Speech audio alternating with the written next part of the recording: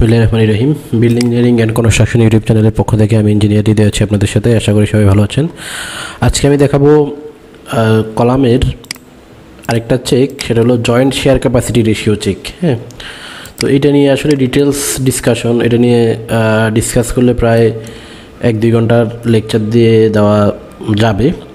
তো যাই হোক, আমি আজকে জাস্ট ইট্যাপসে কীভাবে চেক করবেন সেটা দেখাবো। এরপরে যদি সময় হয় কখনো ম্যানুয়াল ক্যালকুলেশন প্লাস আদার্স এটার সাথে সম্পর্কিত যেসব ডিসকাশন আছে সেগুলো করব। ওকে, তো আজকে সিম্পলিফাইভাবে কীভাবে আপনারা এটা চেক করবেন সেটা দেখাবো। ওকে, তাহলে আমাদের এটা একটা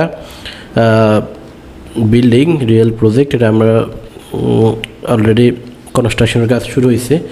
তো এই বিল্ডিংটা zone 3 soil type SD, seismic design category D, সেজন্য এটা SMRF special moment resisting frame. তো স্পেশাল মোমেন্ট রেজিস্টিং ফ্রেমে একটা চেক দিতে হয়, সেটা হলো জয়েন্ট শেয়ার ক্যাপাসিটি রেশিও।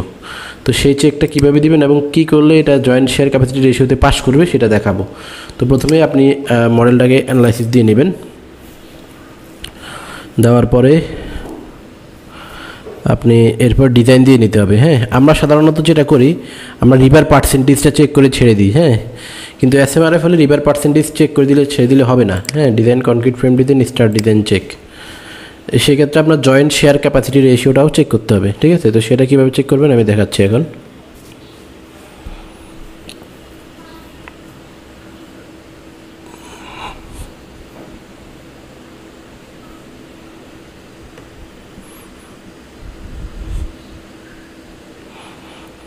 ওকে, আমাদের ডিজাইন প্রায় শেষের দিকে। ওকে, ডিজাইন হয়ে গেছে। এখন আমি দেখেন 2 নম্বর এলিভেশন বরাবর আমি যাচ্ছি। 2 নম্বর এলিভেশন আমার কলামগুলো পাশ আছে দেখা যাচ্ছে।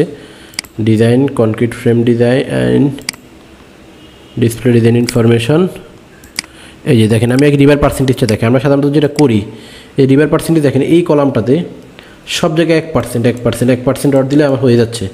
তাইলে চাইলে আমি এই কলামটা ছোট করতে পারি। আপনি কিন্তু জেনারেলি হয়তো 1% রড দিয়েই আপনি এটা ছেড়ে দিতে পারেন, দিবেন আর কি হয়তো বা। কিন্তু যদি এটা SMRF হয় তাহলে আপনাকে এই যে beam joint shear capacity ratio check করতে হবে। ঠিক আছে, জয়েন্ট শেয়ার ক্যাপাসিটি রেশিও যে এইটা দেখেন, এটা ঠিক আছে, এটা পাস করছে। হ্যাঁ, এটা পাস করছে। 0.91 বেশি হলে এটা আর ক্যালকুলেশন করাটা মানে ফেল। কিন্তু দেখেন পাশের কলামটা রিভার পার্সেন্টেজ দেখেন 3.13%, এটা আমি চাইলে দিতে পারবো, কোনো অসুবিধা নেই। 3.13% একটা কলামে রড দেওয়া যায় 25 মিলি রড দিয়ে। ঠিক আছে, তাহলে এরপরে আমি সবগুলোই দিতে পারবো। দেখেন উপরে গিয়ে 1%, 3. ওইটা অবশ্য এখানে স্টিলের ফ্রেম আছে যার কারণে মুভমেন্ট এখানে আসছে, ওইটা আমরা নেগলেক্ট করতে পারি। ওকে, তাহলে এইখানে আমাদের যেই আছে এটা আমি চাইলে দিতে পারি, কিন্তু তাহলে আমার কি রিভার পার্সেন্টেজ ওকে, কিন্তু আমার জয়েন্ট শেয়ার দেখেন not calculated. Joint shear capacity ratio not calculated মানে ফেল 2টা ফ্লোরে। তাহলে এটাকে কী করতে হবে? পাস করে দিতে হবে। পাস করার জন্য কী করতে হবে? কলামের সাইজ বড় করতে হবে। ঠিক আছে, কলামের সাইজ বড় করে আমরা এটাকে পাস করে দিতে পারি। ওকে, তাহলে আমরা কলামের সাইজ বড় করে দিই। দেখেন এটা 450, 475 আছে, এটাকে আমি একটু বড় করে দিই। এটাকে আমি সাপোজ 450, 900 করে দিলাম। ঠিক আছে, এখন দেখেন এটা পাস করে যাবে। অথবা কনক্রিটের স্ট্রেংথ বাড়াইতে পারি আমরা, কনক্রিটের স্ট্রেংথ যদি বাড়ানোর সুযোগ থাকে। ওকে,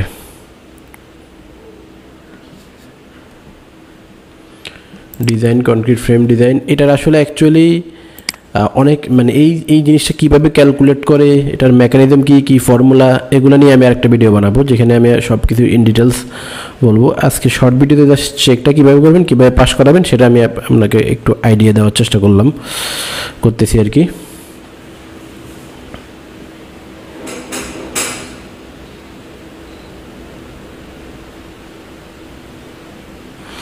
ওকে, দেখেন এবার আমরা দেখি design concrete frame design display design information joint shear capacity এসে পাস করে গেছে, দেখছেন। এখন কিন্তু পাস করে কলামের সাইজ বড় করাতে। তাহলে আপনার বিল্ডিংটা যদি সিসমিক ডিজাইন ক্যাটাগরি D হয়, অর্থাৎ special moment resisting frame SMRF হয়, তাহলে আপনাকে অবশ্যই joint shear capacity ratio check করতে হবে। এবং সবগুলোর রেশিও, এখানে রেশিও 1-এর নিচে থাকা মানে পাস, আর 1-এর উপরে চলে গেলে ফেল। এবং সেটা ফেল করলে আপনাকে দেখাবে N/C মানে নট N/C নট ক্যালকুলেটেড। ঠিক আছে, নট ক্যালকুলেটেড মানে ফেল, তাহলে এটা আপনারা অবশ্যই আপনাদের সব প্রজেক্টে যদি SMRF হয় তাহলে SMRF হবে কি না এটা আমি আপনাকে আমি আমার আর্টওয়ার্কের কয়েকটা ভিডিও আছে ওগুলোতে বলেছি কীভাবে আপনার বিল্ডিংটা কি সিস্টেম গ্রিডে ডিজাইন ক্যাটাগরি ডি কিনা বা SMRF কখন হবে এটা আমি বলেছি, আপনারা চাইলে প্রিভিয়াস ভিডিওগুলো দেখে আসতে পারেন। আর SMRF হলে আপনাকে এই চেকটা করতে হবে, ঠিক আছে? তো আশা করি বুঝতে পেরেছেন আজকের ভিডিও এতটুকুই। আজকের ভিডিও দেখে যদি আপনার কোনো কিছু শিখে থাকেন তাহলে আমাদের চ্যানেল সাবস্ক্রাইব করে বেল আইকনে ক্লিক করে রাখুন যাতে পরবর্তী ভিডিও সবার আগে আপনার কাছে পৌঁছে যায়। পরবর্তী ভিডিও পর্যন্ত সবাই ভালো থাকুন, সুস্থ থাকুন, ধন্যবাদ সবাইকে।